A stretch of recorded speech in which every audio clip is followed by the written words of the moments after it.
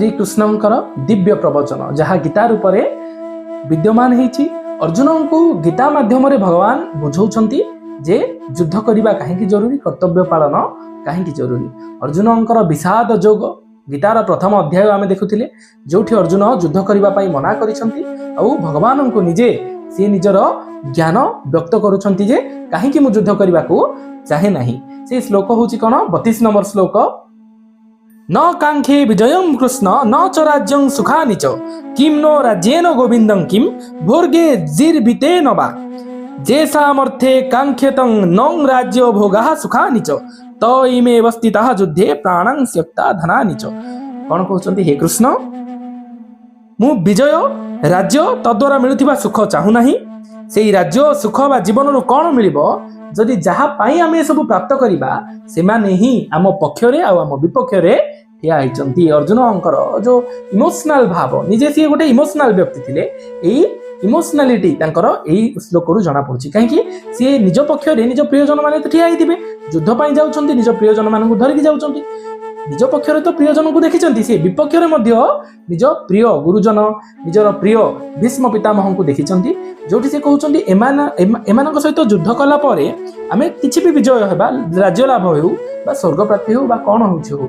विजयर लाभर जो आशारे आम आज ठिया होचु मिलला भोग करने एमाने नथिबे। आम पैसा कमाऊँ क्या आम कौन प्रकार संपत्ति रखुचु क्या आमर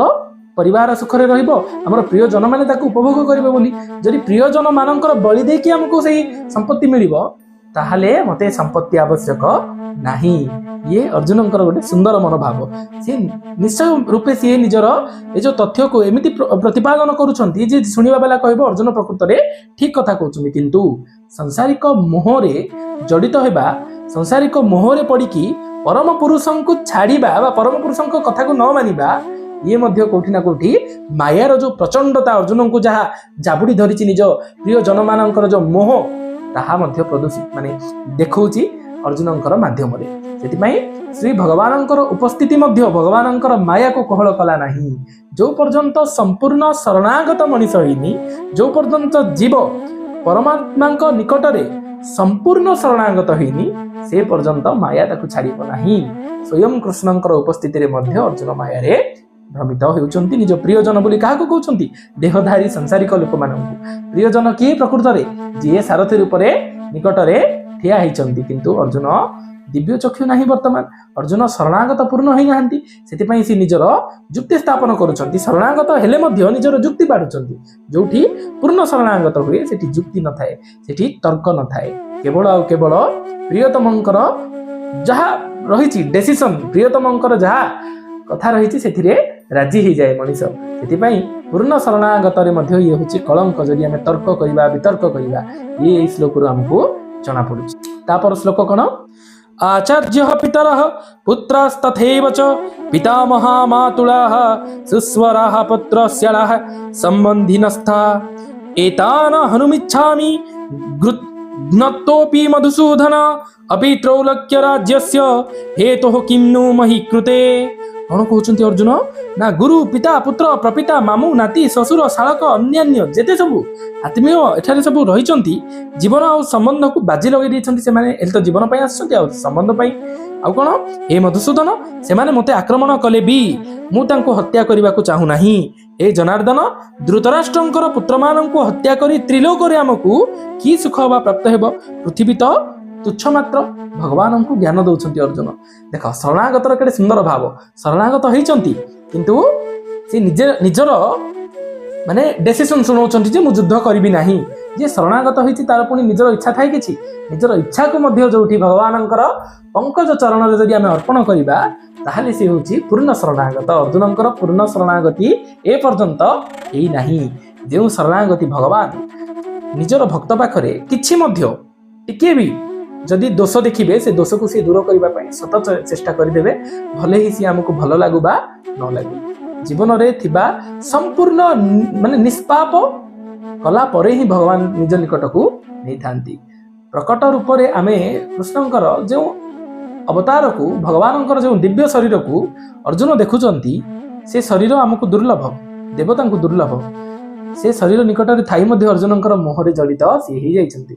भगवान पुनर्बार तांको दिव्य दृष्टि देवे जे आ गोटे विश्व रूप देखा से आम तो प्रथम पाहचरे गढ़ी जाऊँ अर्जुनकर तो स्थिति को आम कंपेयर कर किसी महत्व ही ना अर्जुन स्थिति जो सी दिव्य शरीर को देखला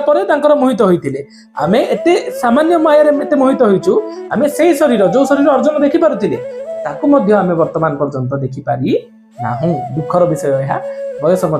सरी सरी जाऊँगी धीरे धीरे से अर्जुन कौन कहते धृतराष्ट्र पुत्र मानू हत्या करने द्वारा मत त्रिलोकर राज्य कथा तो दूर कथा पृथ्वी कौन तुच्छ गोटे त्रिलोकर राज्य त्रिलोकर संपत्ति मिले मुझे युद्ध में परास्त बा हत्या करी नाही। हठात अर्जुन मन में प्रेम भाव जागृत होती देख अर्जुन नूतन रूप से युद्ध करूना अर्जुन अनेक बार युद्ध कर हत्या समस्त को बंदी करूँ हत्या किंतु वर्तमान दुखर कारण हूँ मोह अटैचमेंट आम संसार रे व्यक्ति मानकर मोहरे एमती जड़ित हो जाइथाउ सेमानंकर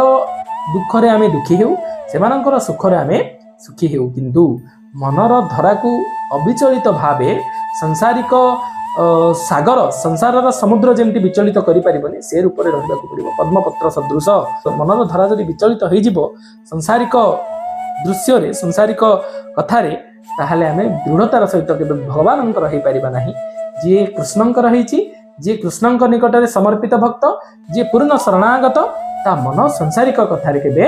विचलित हेबो नाही कहीं से संसार को भगवान सर्जना ही माने संसार रे जेते सब प्राणी अछंती समस्ते सब गुणधारी माने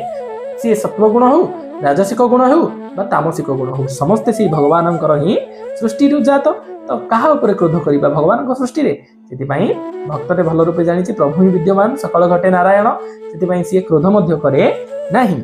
निहत्य धातराष्ट्रान् का प्रीति स्या जनार्दन पापमेवा श्रयेदस्मान् हत्वेतान तातयनः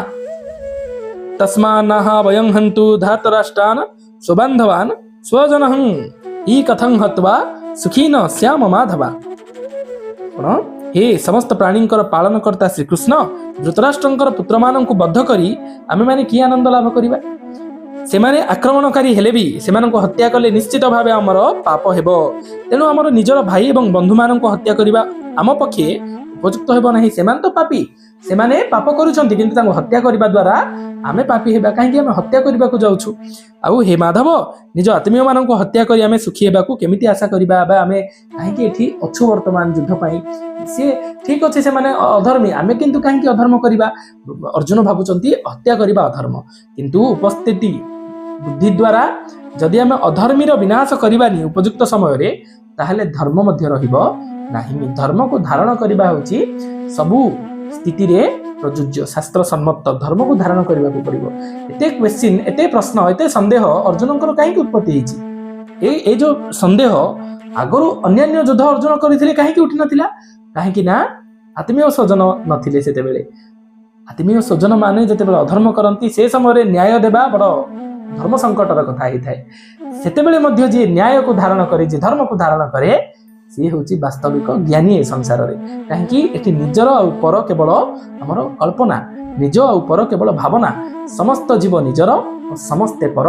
केवल ठाकुर ही निजर और जदि आम देखा ठाकुर सब सकल घटे विद्यमान तेणु तेणु से हिसाब से जदि देखा समस्ते आमर निजर आमको जमी कष्ट होची गोटे छोट पिंपुड़ी को सेमती कष्ट होची विशाल हाथी को से कष्ट हुए से परिस्थिति समस्त सामान होता है जदि आम आंगुठी काटिदेबा जो जीवर आंगुठी जदि कटाଯିव कष्ट से रही है आम निजको सबुठारे आउ समस्त जीवन को निज ठारे जदि देखिपारे ताहले आम समभावपूर्ण व्यक्ति बोली जनाबा ज्ञानी बोली कहबा निजको किंतु अर्जुन विषादग्रस्त वर्तमान कहीं ना आत्मीय स्वजन मान को बद्ध करने को जाउछंती हत्या करने आगरे किए अछंती आत्मीय स्वजन से दुख होती कथा संसारिक समस्त व्यक्तिर से माने निजर व्यक्ति जिते बेले आसीबे न्याय धरिबा पई धैर्य धरिबा पई पछगुंचा देबे यद्यपेते न पश्यन्ति लोभपहत चेतसः कुलक्षयं कृतं दोष मित्रद्रोहे चपातकं कथं न जेन्यह्यमास्माभिः पापादस्मान्निर्वर्तितुं कुलक्षयं कृतं दोषं प्रपश्य भीर्ज नार्दन से कहते कौन तांकर विचार शक्ति लोभ द्वारा कबलित हो जाइए क्या ना कौरव मानकर तेणु से निज आत्मीय मानकर विनाश करने प्रतिहिंसामूलक विश्वासघात करिबारे किछि भूल देखु नाहंती जे हम सामने ठिया आइछन्ती आराम रे मारिबा पई किंतु हे जनार्दन ज्ञानती कुटुंबं को हत्या करबा एक अपराध बोली जानिबा परे आमे कहीं से पाप कर्मरु निवृत्त हेबा नहीं आमे तो जानिछु ना ए अधर्म बोली अन्य को हत्या करबा आमे कहीं ताठू दूरे कि से कार्य जीवा नहीं एठी अर्जुनंकर जो सुंदर भाव में परिपोषण करिसंती जो उक्ति को निजर चिंताधारा को लागुची तो अर्जुन वास्तव में ज्ञानर कथा कहउचंती ठीक कथा कहउचंती किंतु भगवान तांकर ए जो प्रतिपादित होउथिबा ज्ञानर माने से लागुथिबा ज्ञान जहा लागुची जे ज्ञान भलिया ए उक्ति को उपयुक्त भावे काउंटर करिसंती भगवान जेतेबेले बुझेई देबे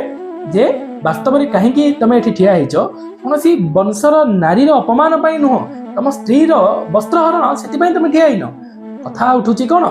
तमर दायित्व तैयारी होची तमे संसारर सबठु श्रेष्ठ धनुर्धारी तार रेस्पोंसिबिलिटी होची तमे ए प्रकार अधर्मी मानकर विनाश करिवो नले एमाने जेतेबेले राजा हेबे संसार रे मध्य समस्त नारींकर वस्त्रहरण हेबो भीष्म थिले मध्य कर्ण थिले मध्य द्रोण थिले मध्य कृपाचार्य थिले मध्य ये सहाय्य करि परिबे नाही काहे कि जदि गोटे निज कुलबधुर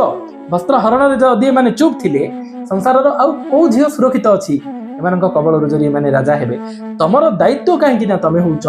क्षत्रिय एई कथा भगवान बुझेबा पई सुंदर गीतार प्रतिपादन